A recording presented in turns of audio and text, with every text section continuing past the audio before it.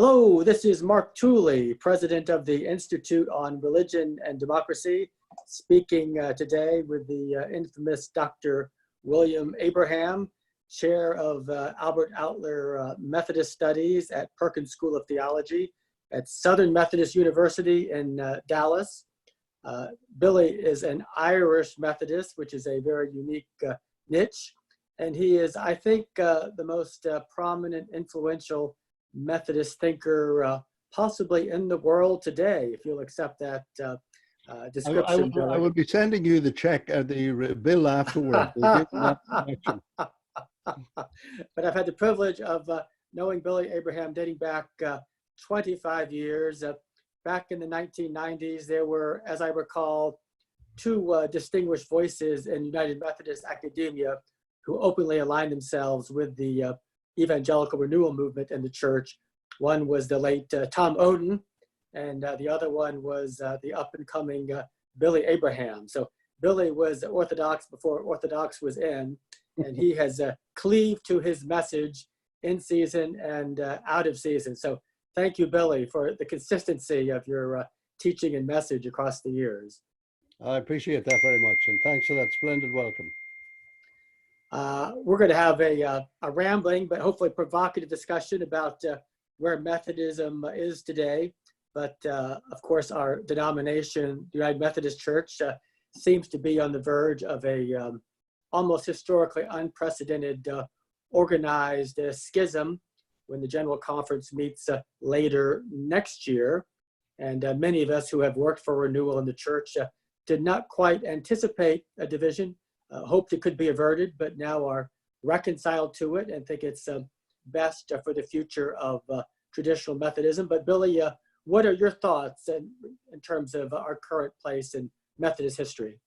Well, I think that we start with the issue of renewal. I was very committed to renewal, and I probably joined every renewal group that was out there, maybe Power one or two, and even wrote on this topic, actually, tried to figure out what the logic of renewal was. And I think really probably about 10 years ago, I reached the conclusion that renewal was not going to make a deep impact on the church, that the developments that had been going on, certainly for over a century, this was not a recent development, were too deeply embedded and ensconced within United Methodist leadership, within its hierarchy, within its intellectual elite. And therefore, didn't become disillusioned, but simply said, okay, something is going to have to break loose eventually. But those things you can't plan, they happen. And so when it was clear that we were heading for division, I had no doubt whatsoever that that was the right way to go. Now, as to where we are at the present, I mean, I think I'm with a lot of other people. I wish it was yesterday. I wish all this was taken care of, because especially when you get to the latter phase of your ministry and you still feel you have work to do, you want to get on with it. And I think there's clear consensus across the board, except for certain persistent centrists, if I could call it that, that it's time to have a division. And for me, that means a whole new day, an opportunity to have a fresh start, an opportunity to correct some of the mistakes that have been made over the history of North American Methodism, and to come together in a global Methodist church, come together and really have a kind of fresh expression of the Wesleyan tradition. And I'm utterly convinced that this has got legs, it's got a future. It's not going to, the full force of it is not going to be seen, certainly in my generation and in my lifetime. But I think in the long run, it's going to be extremely fruitful for the kingdom. So we're sort of treading water at the moment. And I don't object to that in the long run, because it gives us time to sort through crucial decisions that have to be made. And it also allows the kind of coalition building to take place, without which you're not going to bring as many people as possible on board with you. So I wish it. I'm sorry that we can't get this done this summer. But life is what it is, and we'll wait a year and we'll get this done. And I really anticipated a very vibrant form of Methodist witness in the future. Billy, you've done such wonderful work in terms of the students you've produced and the influence they have throughout the church, especially in the renewal movement, and your influence in all the positive trends that have taken place at, for example, United Seminary is very important.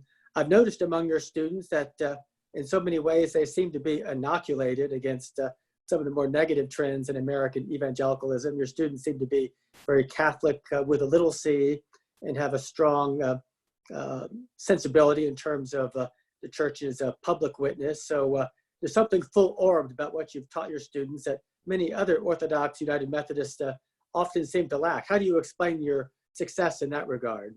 Well, I think it's a byproduct of my own journey, because I've never left what I would call the deep pietism of my conversion in Irish Methodism.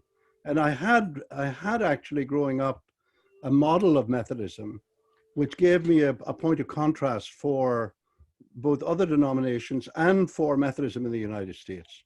And in the course of a long journey, I've always been very curious. So I've been very curious about the whole charismatic movement and the whole Pentecostal tradition. And I'm utterly convinced that they carry components of our tradition that need to be there in the future.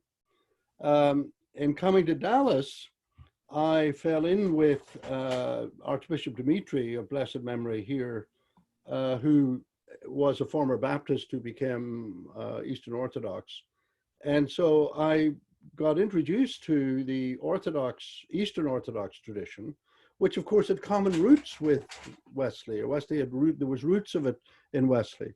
And so in part, it's like I've had a lot of exposure to a variety of versions of the Christian faith and a lot of variety of versions of what constitutes orthodoxy. It's in the Catholic tradition, it's in the Reformation tradition, it's in the Eastern Orthodox tradition. And I like to think actually I've always had a reasonably wide wingspan, and I'm very curious. In this respect, I sympathize with Wesley. I think it was full of curiosity. There's something going on that I want to go over and see what's underneath that stone. And I think I probably transmitted that just by osmosis to my students. But within that, I've also been very clear and precise about hard-nosed intellectual work that gets done and reflects my background in analytic philosophy. So I want students to be able to write clearly. I want them to be able to think clearly. I want them to be fearless and stand on their own feet. And even if they disagree with me, that's fine as well. I mean, I don't set out to clone people or make disciples of people. I want them to be able to appropriate the deep riches of the tradition in their own way. And in that respect, I think I've been extraordinarily fortunate in a whole range of students, and some of whom are outside Methodism. Some are in the Church of Christ, some are in the Eastern Orthodox tradition, and some of them are in the standard mainline evangelical tradition, some of them are in the Methodist tradition. So I've just done that as a work as a scholar, if you like. Now, the seeds of the ultimate demise of the once great United Methodist Church arguably date back to the late 19th century, earlier 20th century. The seminaries were given virtual autonomy and succumbed to modernism and no longer felt themselves accountable to the whole church.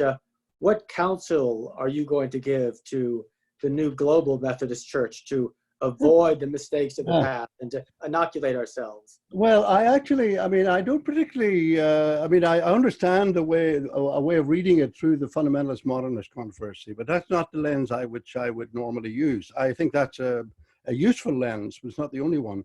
And I think everybody in the Western forms of Christianity, they hit the wall in the 19th century. And there was a set of developments in the culture and that were devastating. You had the developments of biblical criticism. You had the massive attack on the Christian faith from people like Freud and the positivist movements that were in France, for example. You had the whole debate about Darwin and creation and so on and so forth. And then on top of that, you had all the social problems that emerged with industrialization, which you see in the work of someone like Harry Ward. So my own view is that the late 19th century was an extraordinarily difficult period. And if you take, say, those who became identified with the more liberal side of Christianity in that period, I actually have enormous respect for someone like Gordon Parker Bowen. Not everybody does, because I think he was wrestling with some very deep issues.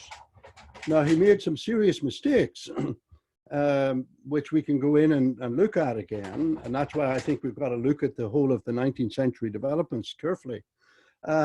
So I would not see this as being an early 20th century development. I think that was the fruit of an earlier set of developments that took place in the 19th century.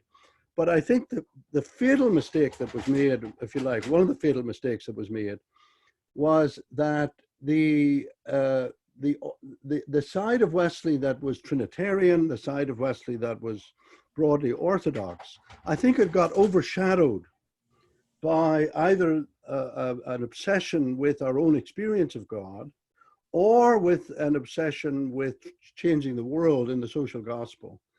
That in the end, actually, we turned away from God and started looking more at ourselves, looking at God, or doing what God wanted us to do. So the corrective to that for me, which not everybody is sort of as enthusiastic as I am, the corrective is in the doctrinal statements. It's really crucial that we name the creedal side of the faith as a vital element, where we're not going to simply ditch that. That's not simply going to be any longer a kind of adiaphora.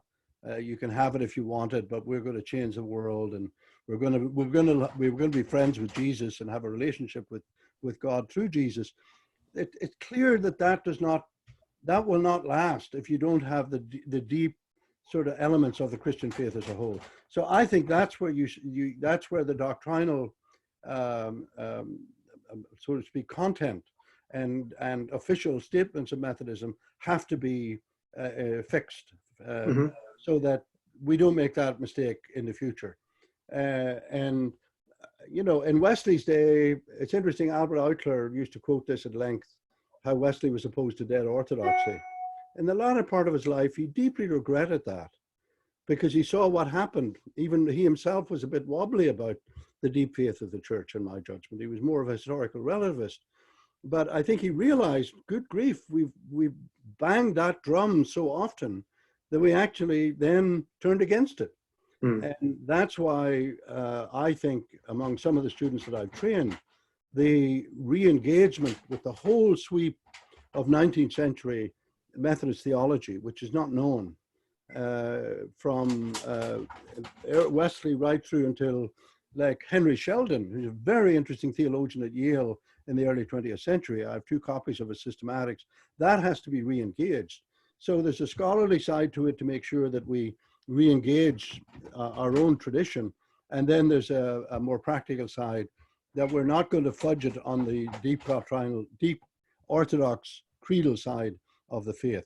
We can't do without that. Is there an opportunity here in terms of American Christianity, where so much of the great Protestant traditions have faded, denominational loyalties have eroded, if there is a revived form of Methodism through this new global Methodist denomination, could that help to reattach American Christianity to at least one of the great traditions? You know, that's a really good question, and I'm skeptical about it. And the skepticism stems from 2 sides. One is they don't want it from us. We're the riffraff. They don't really take us seriously. I mean, there's one famous... Who's the they you're referring to, Billy? Presbyterians and others.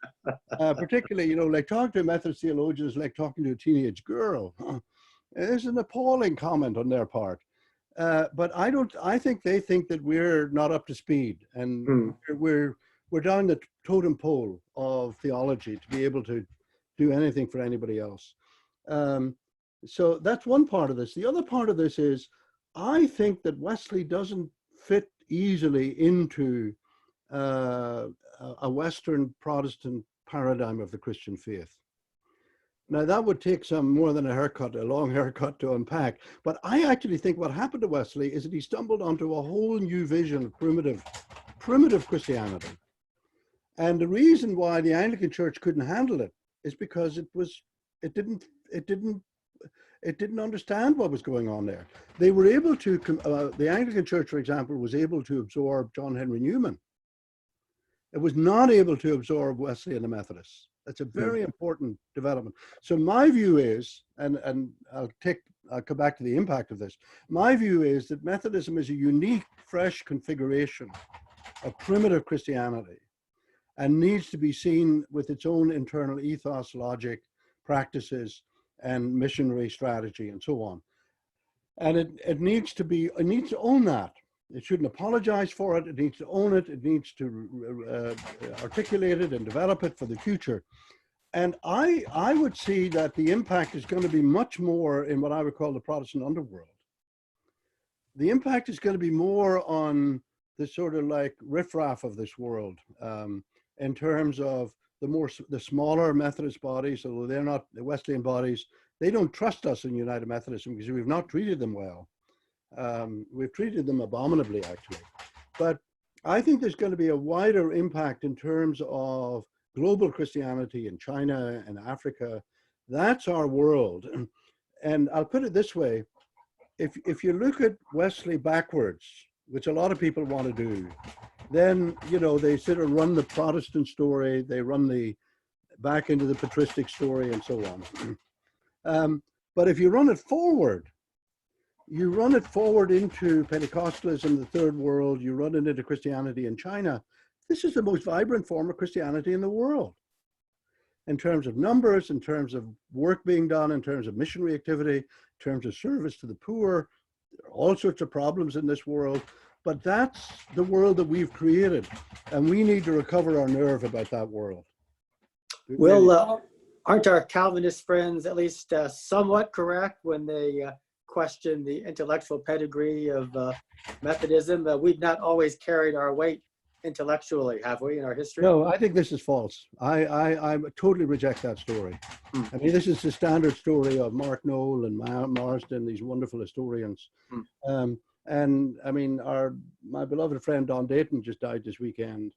And I hope one day we'll get access to all his papers that show this alternative trajectory. No, it wasn't the Pietists that went off the rails or the Methodists went off the rails. It was the Reformed people went off the rails. Schleiermacher was a Reformed theologian. Give me a break. And so this sort of like one-upmanship on their part, you know, is I have no time for that. But I'll be honest with you. That's putting it too strong.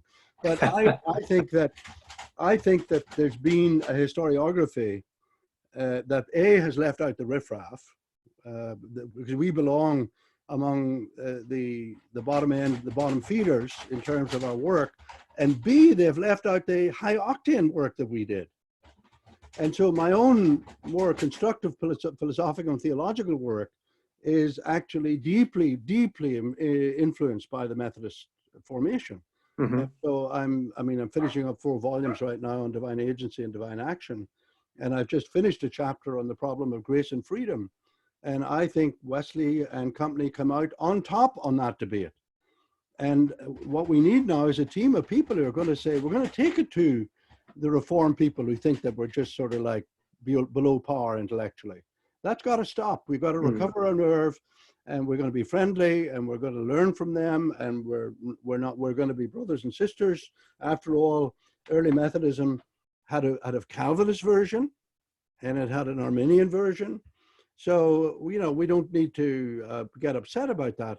But to me, we have got to figure out our own identity, our own resources, our own contribution to the future of Christianity, and then let the chips fall where they will. And I think that if we do, rather than seek to influence the older brothers and sisters in the tradition, if we just do our work, then in fact that's what's needed, and let the chips fall where they will, and let the influence seep out where it will at that point. Are there important and even great Methodist thinkers of the past who have been unfairly forgotten, whom we need to resurrect and put forward again as we enter this new era? Well, I would rather say there's a whole group in the 19th century that runs through from Richard Watson, who was dismissed as a terrible scholastic, right through 19th century material in Britain to William Byrd Pope, who's being rediscovered right now. And there's an equivalent network of people on the American side. And all of that has got to be, in my judgment, revisited at a high level. And it's not going to be microwaving these people. We have to deal with the problems that we've got. But they were, in my judgment, you know, Yale didn't pay any attention to them. Harvard's never paid any attention to them. Oxford's never paid any attention to them. But they're there. And who are the American names? You know, it's going to be I'm trying to pull up the floppy disk on that. One of my favorites, actually, immediately would be a man called Henry Sheldon, who's early 20th century at Boston, wrote a 3-volume history, went to Yale of the history of Christian theology, did his work at Yale, and it's a very, very delicate, sensitive version of Orthodox Methodism. I mean, I would have to go back in and identify, you know, the whole sort of lineage of North Americans. I don't have that at my fingertips the way I have it, say, in terms of the British group, from certainly Watson, I think, and of Borden and Pope. But what about Miley? Yes, I would put Miley in that group. Tom Langford actually has done some very nice reader on these people. And there's another 3-volume work that will not come to mind right now. It's actually built around the Articles of Religion. And I think it's a former Episcopalian, and I'll kick myself afterwards because I'll remember the name. I think these people are heavyweights, and are, you know, they represent a new phase of the Methodist intellectual world. And then, of course, we've got to branch out to what may be happening right now across the world. Mm-hmm. I don't want it to be a parochial North American European operation.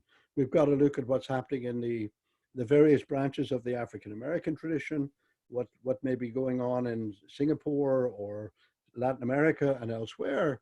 But that's a work that has to be done in the future. And I'm morally certain there's a number of people out there, and they've already caught the significance of this operation. Mm-hmm.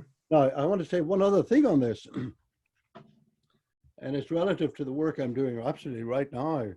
I myself am absolutely convinced there can be no Methodism without what I call Wesley's canonical sermons. Wesley had a set of 44 sermons. There were 4 volumes of them. There were 44 of them, which he identified as the heart of his theology. It includes a sermon by Charles Wesley, which is interesting. And I once had a conversation with a very distinguished historian whose name I'll not give, who told me over his dead body would that edition of Wesley's works ever be published. Well, you tell me that and it's like a red flag to a bull. So I'm delighted to say that we're going to bring out a 3-volume edition of these, in which I'm reading them not as a standard of exegesis, nor as a standard of systematic theology. This is a handbook of spiritual direction. And if you look at them, the first 15 sermons have to do with what it is to become a Christian. The Sermon on the Mount is what it is to be a Christian. And the last set of sermons are on how are you going to survive giving these problems that you're going to have to deal with. It's brilliant. It is totally brilliant. So in British Methodism and Irish Methodism, that's where you started. And so there's no Jesuits without Ignatius Loyola. There's no Franciscans without St. Francis. There's no Methodists and Wesleyans without, in my judgment, coming to terms with that set of sermons. And I don't mean snippets of the sermons. I mean really working your way through the corpus. They are not perfect. They are not complete in terms of the spiritual life, but they are an incredibly important foundation for the future of Methodism. And so that in my judgment is got to be as everybody's important as the work that's done on Wesley and the tradition after Wesley. So there's more work to be done on Wesley himself at that point. In terms of the temptations that will face the new global Methodist Church, I think one will be, at least in the American part of it, to be generically evangelical as opposed to Wesleyan. Another temptation might be to think of ourselves as a sect or a subculture and to abjure our wider social responsibilities as Methodists. What do you think the chief temptations will be? Wow, that's a very, you asked very penetrating questions at this stage. I'll put it that way, the constructive answer to that is we've got to find our own identity, and it's going to be a big tent. And it's going to include, I mean, people like Tom McCall at Trinity Evangelical Divinity School, who I think is one of the extremely incisive thinkers within contemporary Methodism. Most people don't know about him. I mean, it's going to include people like Ken Collins. It's going to include a whole range of people, if you can say that. And there are others that are out there. So I'm not worried about, you know, too much about being sort of generic evangelical. I think once they start reading Wesley, it'll knock it out of them. And once they start working with the tradition from Wesley forward, then that will take care of itself. So I'm less worried or think about that. I think for me, I'm more practical worried about two things. One is that we try to fix everything that's gone wrong immediately and don't give ourselves enough time to really think through the crucial changes that we want to make in going into a new church. There are some changes we do need to make. I have no doubt about that. I mentioned that in terms of the creedal developments of Methodism, the confessional side of Methodism, let's call it that. But there's always this sense of, we're in a revolutionary movement moment, let's fix everything at once. I'm a Berkeyan. I'm a Berkeyan through and through. Watch out. You can't control the future. Take it easy, relax, be patient, get on with the fundamental work of mission and evangelism and building spiritual character and formation. So that's going to be one issue, is not overload ourselves in that this transition. And the other one will be holding together real differences that are going to exist across the spectrum of more broadly conservative, orthodox, evangelical Methodism. And that's perfectly okay with me. I think that there's the internal competition to develop the best version of Methodism we can get our hands on, to be most faithful to God. That requires a certain crucial, inevitable element of diversity. And it's a matter of having the intellectual virtue and prudence to be resilient and patient with all of that.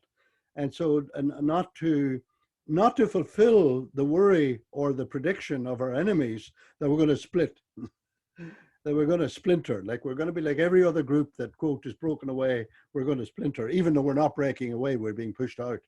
And that's another story. So those are the two issues that I would be concerned about. Oh, I'll add one third one. The third one I'm concerned about, and this is going to take time to be resolved, is that I think it's going to be a real battle about local churches and whether there will be enough local churches on the ground to actually absorb the number of Methodists that want to go with the new church. I'm thinking of the area here. I don't know how many local churches will go with the new church, even though there are a lot of people who are inside the current churches who will be with it in spirit. So I think others have said this better than I have. There'll be a first wave, and then we need to be ready for a second and a third wave. We need to be very patient with one another through all of that. Because, you know, where are you going to worship? Where are you going to take your kids to Sunday school? Who's going to bury people like me when I die, right? I want a good funeral, right? Absolutely. So that I think that's going to be an enormous challenge on the ground, how you put that together. And I worry about that in terms of the practicalities of it. And I think we just need to be prudent and flexible and figure out a way how to make that transition so that over time there will be enough churches. Because I'll be quite frank about it.